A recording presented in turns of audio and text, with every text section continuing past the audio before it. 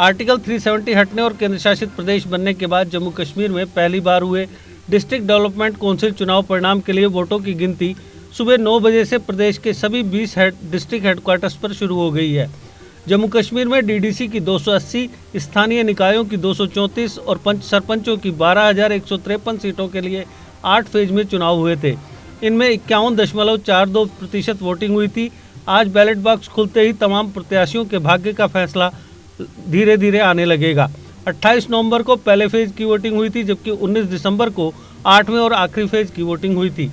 पहले फेज में 51.79%, दूसरे फेज में 48.62%, तीसरे फेज में 50.53%, चौथे फेज में 50.08%, पाँचवें फेज में 51.20%, छठे फेज में 51.51% और सातवें फेज में 57.22%, जबकि आठवें फेज में 51.5% वोटिंग हुई थी। जम्मू कश्मीर के स्टेट इलेक्शन कमिश्नर के शर्मा के मुताबिक मतगणना के लिए सभी 20 डिस्ट्रिक्ट हेडक्वार्टर्स पर जरूरी व्यवस्थाएं कर ली गई हैं। सुरक्षा के भी पर्याप्त इंतजाम किए गए हैं ताकि काउंटिंग में किसी तरह की कोई रुकावट ना आए।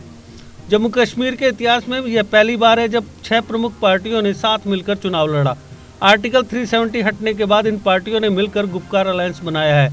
इसमें डॉक्टर फारूक अब्दुल्ला की अध्यक्षता वाली नेशनल कॉन्फ्रेंस, महबूबा मुफ्ती की अगुवाई वाली पीडीपी के अलावा सज्जाद गनी लोन की People's Conference, Awami National Conference, Jammu Kashmir People's Movement और माकपा की स्थानीय इकाई शामिल है।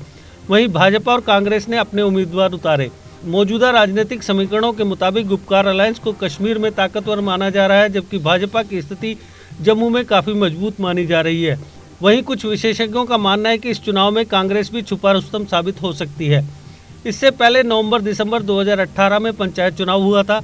उसमें 33,592 पंच सीटों पर 22,214 प्रत्याशी और 4,290 सरपंच पदों पर 3,459 प्रत्याशियों ने जीत दर्ज की थी। बाकी सीटें खाली रह गई थी, जहां अब उपचुनाव हुए हैं। केंद्र शासित प्रदेश में 8 चरणों में हुए इन चुनावों में 450 से अधिक महिला उम्मीदवारों समेत कुल 4,181 उम्मीदवार चुनाव मैदान में हैं। कुल मिलाकर शांतिपूर्ण ढंग से संपन्न हुए इन चुनावों में 57 लाख मतदाताओं में से 51% ने अपने मताधिकार का इस्तेमाल किया। मतगणना से एक दिन पहले सोमवार को अधिकारियों ने एहतियात के तौर पर कम से कम 20 राजनीतिक नेताओं को हिरासत में ले लिया। इसमें पीपल्स डेमोक्रेटिक पार्टी के भी 3 वरिष्ठ पदाधिकारी शामिल हैं। पीडीपी अध्यक्ष और जम्मू कश्मीर की पूर्व मुख्यमंत्री महबूबा मुफ्ती ने अपनी पार्टी के नेताओं को हिरासत में लिए जाने को गुंडाराज करार देते हुए बीजेपी पर परिणामों के साथ छेड़छाड़ करने का षड्यंत्र रचने का आरोप लगाया है। बीजेपी के लिए जम्मू कश्मीर में हुए डीडीसी के चुनाव काफ़ी अहम है। बीजेपी ने यहां अपनी पूरी ताकत झोंक दी थी। बीजेपी ने चुनाव के दौरान यहां 400 से भी ज़्यादा कार्यक्रम किए, जिनमें आधे कार्यक्रम सिर्फ कश्मीर में किए गए।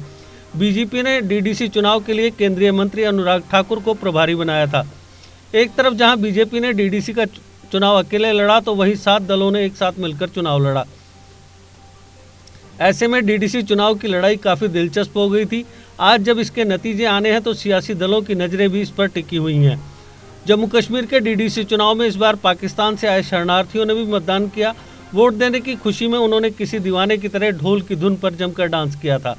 स्थानीय चुनाव में कई समुदायों ने पहली बार मतदान किया, जिनमें पश्चिमी पाकिस्तान से आए शरणार्थी, वाल्मीकि समुदाय, गोरखा समुदाय के लोग शामिल हैं।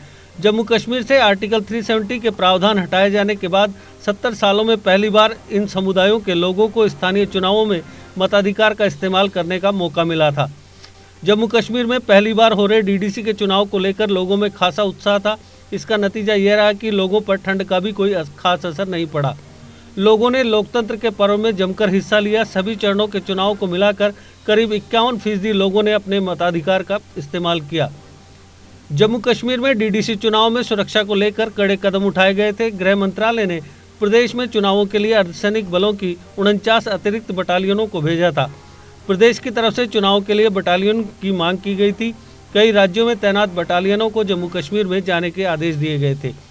इस चुनाव में एक पूर्व सांसद, 20 पूर्व विधायक व एमएलसी, 5 पूर्व मंत्री और उनके नज़दीकी रिश्तेदार अपनी किस्मत आजमा रहे हैं।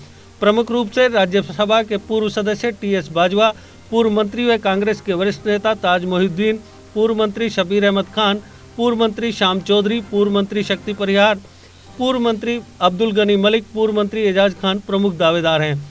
इनके अलावा पूर्व एमएलसी शहनाज गनई, पूर्व मंत्री हर्षदेव सिंह की पत्नी मंजू सिंह, पूर्व विधायक जावेद राणा का बेटा जिशान राणा, पूर्व विधायक आर एस पठानिया की पत्नी, पूर्व विधायक गारूब राम भगत, भारत भूषण, पूर्व मंत्री चौधरी लाल सिंह की पत्नी कांता अंदोत्रा, पूर्व विधायक एजाज मीर, पूर्व विधायक मोहम्मद अकरम, पूर्व विधायक चरणजीत सिंह, पूर्व मंत्री अब्दुल रशीद के बेटे परवेज मिर्जा और अन्य के भाग्य का फैसला भी आज होना है। अब देखना यह है कि आज 22 दिसंबर को कौन कौन चुनाव में जीतकर जिला विकास परिषद में पहुंचता है। देश के निर्माण और उन्नति में सहयोग, आपके हर कदम में आपका हमसफर। कश्मीर टर्बो TMT सरिया, चाहे भूकंप आए या तूफान, सुरक्षित रहें आप और आपका मकान। अपनाइए आपका अपना कश्मीर टर्बो TMT सरिया, trust and reliability. GK update रहे हमारे साथ। अगर आप ये वीडियो YouTube पर देख रहे हैं तो हमारे YouTube चैनल को सब्सक्राइब करें और बेल आइकन को क्लिक करें। अगर आप ये वीडियो Facebook पर देख रहे हैं तो हमारा Facebook पेज लाइक जरूर करें। For advertisement please contact 705-109-1811।